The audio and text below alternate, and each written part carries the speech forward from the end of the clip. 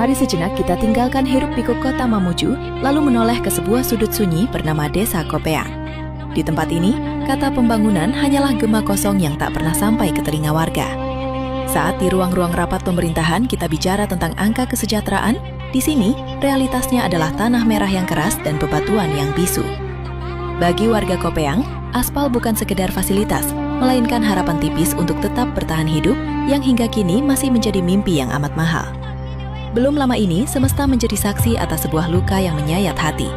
Seorang ibu, dengan raga yang gemetar menahan kontraksi hebat, harus menghadapi kenyataan yang teramat pahit.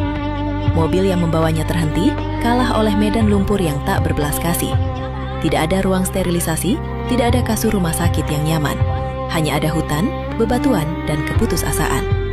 Di tengah rimba sunyi, di bawah tatapan cemas warga yang hanya bisa mengandalkan doa, seorang wanita dipaksa bertaruh nyawa di tempat yang sama sekali tak layak untuk melahirkan kehidupan.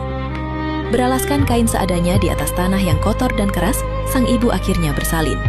Disinilah kemanusiaan kita diuji hingga titik nadir.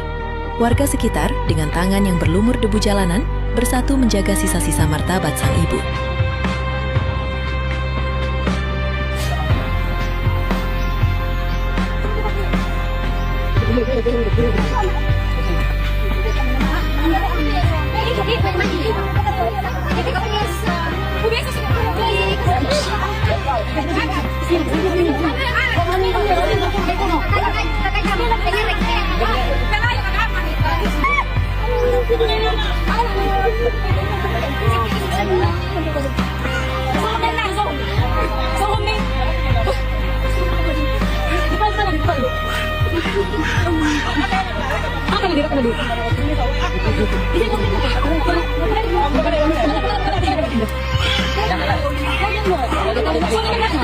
Dan saat harapan hampir pupus, sebuah keajaiban pecah.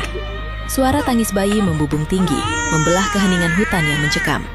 Sebuah kehidupan baru lahir dari rahim ketabahan di atas jalan hancur yang merupakan bukti nyata pengabaian panjang terhadap hak-hak dasar manusia. Tragedi kemanusiaan di Kopeang ini adalah cermin retak pembangunan di Sulawesi Barat. Publik kini bertanya dengan nada yang teramat serius kepada pemerintah Kabupaten Mamuju dan pemerintah Provinsi Sulawesi Barat.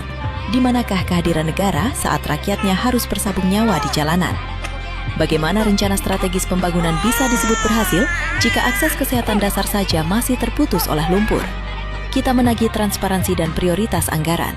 Jangan biarkan nyawa warga di pelosok dianggap lebih murah daripada pembangunan fisik di pusat kota yang penuh dengan seremonial. Kejadian di Kopeang adalah peringatan keras bahwa jabatan adalah amanah, bukan sekedar akses kekuasaan. Rakyat tidak meminta kemewahan, mereka hanya memohon jalan yang layak agar bisa menyambung napas. Semoga tangis bayi di jalan berbatu itu terus menggema di telinga para pemangku kebijakan, menjadi lonceng pengingat agar Pemkab Mamuju dan Pemprov Sulbar segera terbangun dari tidur panjangnya.